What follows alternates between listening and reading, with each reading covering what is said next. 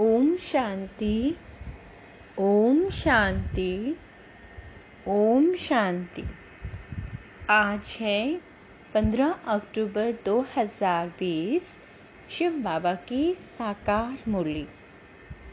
बाबा क्या कहते हैं? बाबा आज कहते हैं, मीठे बच्चे, नाजुकपन भी देह अभिमान है। रूसना, रोना, यह सब असुरी संस्कार तुम बच्चों में नहीं होने चाहिए।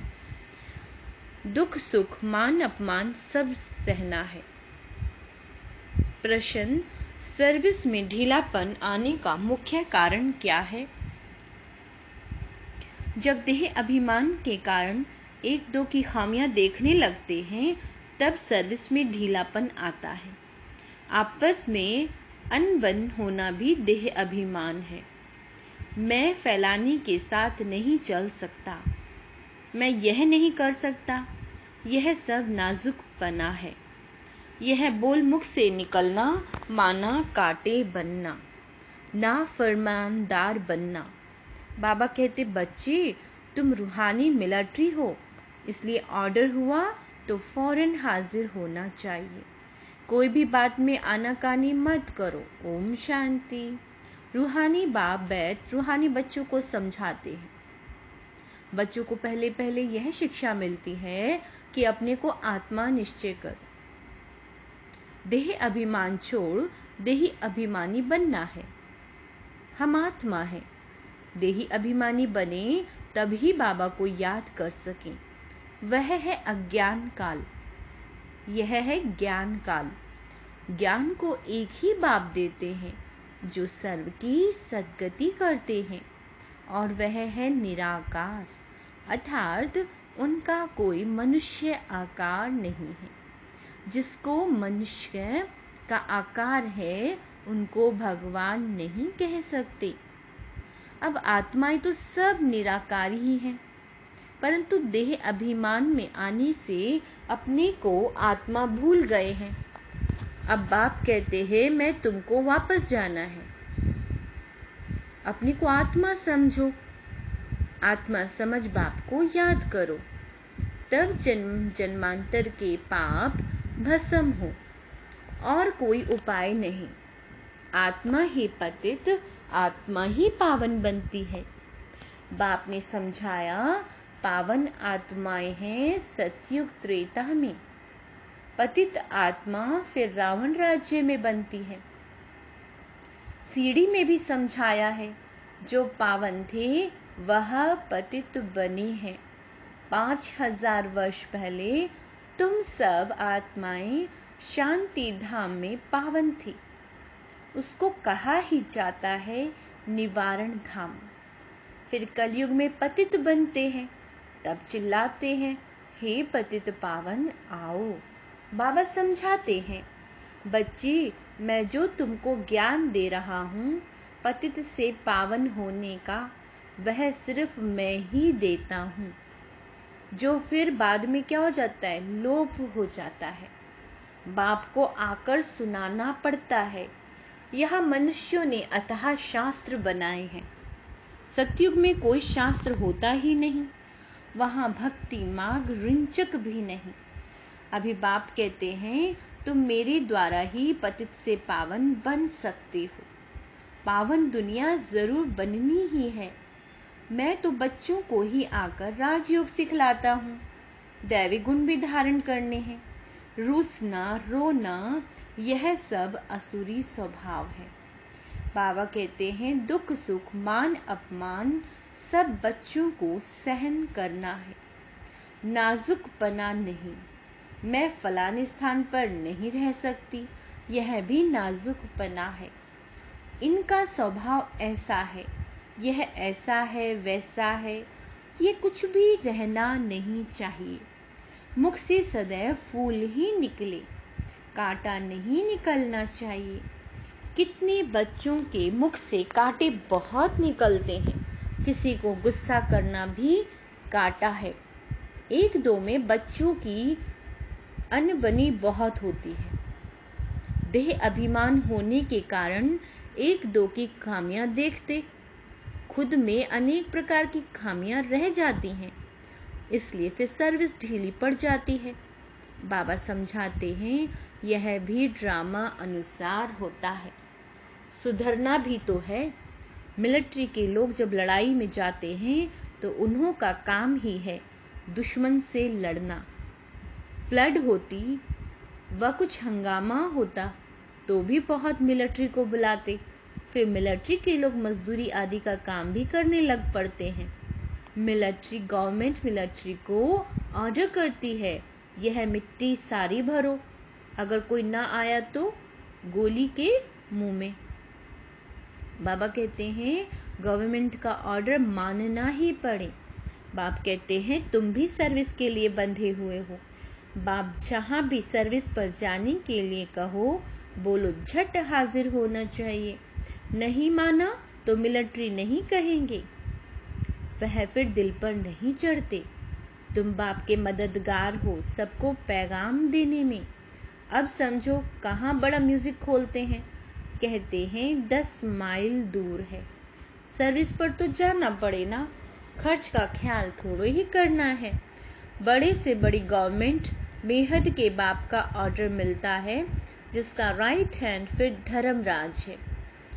उनकी श्रीमत पर ना चलने से फिर गिर पड़ते हैं। श्रीमत कहती है, श्रीमत का अर्थ है जो शिव बाबा इस मुरली में आपसे कह रहे हैं। तो बाबा कहते हैं श्रीमत कहती है अपनी आंखों को सिविल बनाओ, काम पर जीत पाने की हिम्मत रखनी चाहिए। बाबा का हुक्म है, अगर हम नहीं मानेंगे तो एकदम चकनाचूर हो जाएंगे। 21 जन्मों की राजाई में रोला पड़ जाएगा। बाप कहते हैं मुझे बच्चों के बगैर तो कभी कोई जान न सके। कल्प पहले वाले ही आहिस्ते आहिस्ते निकलते रहेंगे। यह है बिल्कुल नई नई बातें। यह है गीता का युग। क्या है ये? गीता का युग। परंतु शास्त्रों में इस संगम युग का वर्णन नहीं है। बाबा कहते हैं गीता को ही द्वापर युग में ले गए, लेकिन जब राजयोग सिखाया तो जरूर संगम होगा ना। संगम उस युग को कहते हैं, कलयुग और सतयुग के बीच का जो समय है बाबा उसे संगम युग कहते हैं। बाबा कहते हैं अभी तुम्हें ज्ञान का नशा चढ़ा हुआ है, मनुष्यों को है भक्ति मार्ग का नशा। कहते हैं भगवान भी आ जाए तो भी हम भक्ति नहीं छोड़ेंगे। यह उत्थान और पतन की सीढ़ी बहुत अच्छी है, तो भी मनुष्यों की आंखें नहीं खुलती। माया के नशे में एकदम चकनाचूर है। ज्ञान का नशा बहुत देरी से चढ़ता है, पहले तो दैवी गुण भी चाहिए। बाप का कोई भी ऑर्डर हुआ तो उसमें आनाकानी नहीं करनी है। मैं यह नहीं कर सकता, इसको कहा जाता है नाफरमानदार। यानी कि बाबा ने आपसे कुछ कहा कि बच्चे ये काम करो और आप कहो कि नहीं नहीं बाबा मैं तो ये काम नहीं कर सकता, तो बाबा क्या कहते हैं? इसको कहते हैं नाफरमानदार बनना। श्रीमत मिलती है ऐसे ऐसे करना है तो समझना चाहिए कि शिव बाबा की श्रेष्ठ मत है। वह है ही सद्गति दाता। दाता कभी उल्टी मत नहीं देंगे, बाबा हमें कभी उल्टी शिक्षा नहीं देंगे। बाबा कहते हैं मैं इनके बहुत जन्मों के अंत में प्रवेश करता हूँ। किस में आते हैं शिव बाबा? शिव बाबा आते हैं ब्रह्मा बाबा के तन में, और बाबा कहते हैं कि ब्रह्मा बाबा के तन में भी वो कई जन्मों के बाद आते हैं। तो बाबा कहते हैं इनसे भी देखो लक्ष्मी उच्च चली जाती है। गायन भी है, फीमेल को आगे रखा जाता है, पहले लक्ष्मी फिर नारायण, तथा राजा रानी तथा प्रजा हो जाती है। तुमको भी ऐसा श्रेष्ठ बनना है। इस समय तो सारी दुनिया में रावण राज्य है, सभी कहते हैं राम राज्य चाहिए। अब है संगम। जब इन लक्ष्मी नारायण का राज्य था तो रावण राज्य नहीं था, फिर चेंज कैसे होती है? बाबा कहते हैं ये कोई नहीं जानते, सभी घोर अंधियारे में हैं। समझते हैं कलयुग तो अभी छोटा बच्चा है, रेगड़ी पहन रहा है। तो मनुष्य और ही नींद में सोए, सोचते हैं कलयुग तो अभी बहुत बड़ा है, अभी कलयुग नहीं खत्म हो रहा, सब ये सोचते हैं। यह रूहानी नॉलेज रूहानी बाप ही रूहों को देते हैं। रूह कौन? हम आत्माएं। राजयोग भी सिखलाते हैं। बाबा कहते हैं, बाबा राजयोग भी सिखलाते हैं। कृष्ण को रूहानी बाप नहीं कहेंगे, वह ऐसे नहीं कहेंगे कि हे रूहानी बच्चों। यह भी लिखना चाहिए, रूहानी नॉलेजफुल बाप सिर्फ स्पिरिचुअल नॉलेज रूहानी बच्चों को देते हैं। बाप समझते हैं दुनिया में सभी मनुष्य हैं देही अभिमानी। क्या है सब? देही अभिमानी। मैं आत्मा हूं ये कोई नहीं जानते। बाप कहते हैं किसी के भी आत्मा लीन नहीं होती। अभी तुम बच्चों को समझाया जाता है दशहरा दीपावली क्या है। मनुष्य तो जो भी पूजा आदि करते हैं सब ब्लाइंड फेथ की, जिसको गुड्डी पूजा कहा जाता है, पत्थर पूजा कहा जाता है। अभी तुम पारस बुद्धि बनते हो तो पत्थर की पूजा नहीं कर सकते हो। चित्रों के आगे जाकर माथा टेकते हैं, कुछ भी समझते नहीं। कहते भी हैं ज्ञान, भक्ति और वैराग्य। ज्ञान आधा कल्प चला, फिर भक्ति शुरू हुई, अब तुमको ज्ञान मिलता है तो भक्ति से वैराग्य आ जाता है। यह दुनिया ही बदलती है। कलयुग में भक्ति है, सतयुग में भक्ति आदि होती नहीं, वहां है ही पूज्य। बाप कहते हैं बच्चे तुम माथा क्यों टेकते हो? आधा कल्प तुमने माथा भी घुमाया, पैसे भी गंवाए, कुछ भी मिला नहीं। माया ने एकदम माथा मूंड लिया, कंगाल बना दिया। फिर बाप आकर सबका माथा ठीक कर देते हैं। अभी आहिस्ते आहिस्ते कुछ यूरोपियन लोग भी समझते हैं। बाबा ने समझाया है। यह भारतवासी तो बिल्कुल तमो प्रधान बन गए हैं। वह और धर्म वाले फिर भी पीछे आते हैं तो सुख भी थोड़ा और दुख भी थोड़ा मिलता है। भारतवासियों को सुख बहुत तो दुख भी बहुत मिलता है।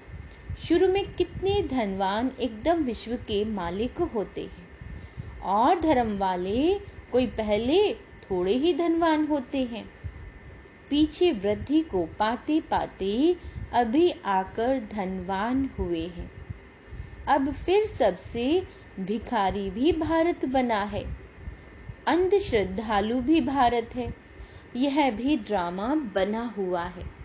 बाप कहते हैं मैंने जिसको हेवन बनाया वह हेल बन गया है। मनुष्य बंदर बुद्धि बन गए हैं, उनको मैं अंदर आकर मंदिर लायक बनाता हूँ। विकार बड़े कड़े होते हैं। क्रोध कितना है? तुम्हारे में कोई क्रोध नहीं होना चाहिए। बिल्कुल मीठे, शांत, अति मीठे बनो। यह भी जानते हो कोटू में कोई ही निकलते हैं राजाई पद पाने वाली। बाप कहते हैं मैं आया हूं तुमको नरसी नारायण बनाने। उसमें भी 8 रतन मुख्य गाए जाते हैं। बाबा कहते हैं 8 रतन और बीच में है बाप। 8 हैं पास विद ऑनर्स, 100 भी नंबर वार पुरुषार्थ अनुसार। देह अभिमान को तोड़ने में बहुत मेहनत लगती है। देह का भान बिल्कुल निकल जाए। कोई कोई पक्के ब्रह्म ज्ञानी जो होते हैं उन्हों का भी ऐसे होता है। बैठे बैठे देह त्याग देते हैं, बैठे बैठे ऐसे शरीर छोड़ देते हैं। वायुमंडल एकदम शांत हो जाता है और अक्सर करके प्रभात के शुद्ध समय पर शरीर छोड़ते हैं। रात को मनुष्य बहुत गंध करते हैं, सुबह को स्नान आदि करके भगवान भगवान कहने लगते हैं, पूजा करते हैं। बाप सब बातें समझाते रहते हैं। प्रदर्शनी आदि में भी पहले पहले तुम अल्फ का परिचय दो। पहले अल्फ और बे। बाप को एक ही निराकार है। बाबा तो एक निराकार है। बाप रचयिता ही बैठ रचना के आदि मध्य अंत का ज्ञान समझाते हैं। वही बाप कहते हैं, मामी कम याद करो, देह के संबंध छोड़ अपने को आत्मा समझ, मुझे याद करो। बाप का परिचय तुम देंगे, फिर किसी की हिम्मत नहीं रहेगी प्रश्न उत्तर करने की। पहले बाप का निश्चय पक्का हो जाए। बाबा कहते हैं, तब बोलो 84 जन्म ऐसे लिए जाते हैं। चक्र को समझ लिया, बाप को समझ लिया, फिर कोई प्रश्न उठेगा नहीं। बाप का निश्चय देंगे, बगैर बाकी तुम टिक टिक करते हो तो उसमें तुम्हारा टाइम बहुत वेस्ट हो जाता है, गले ही घुट जाते हैं। पहली बात अल्फ को उठाओ। टिक टिक करने से समझ थोड़े ही सकते हैं।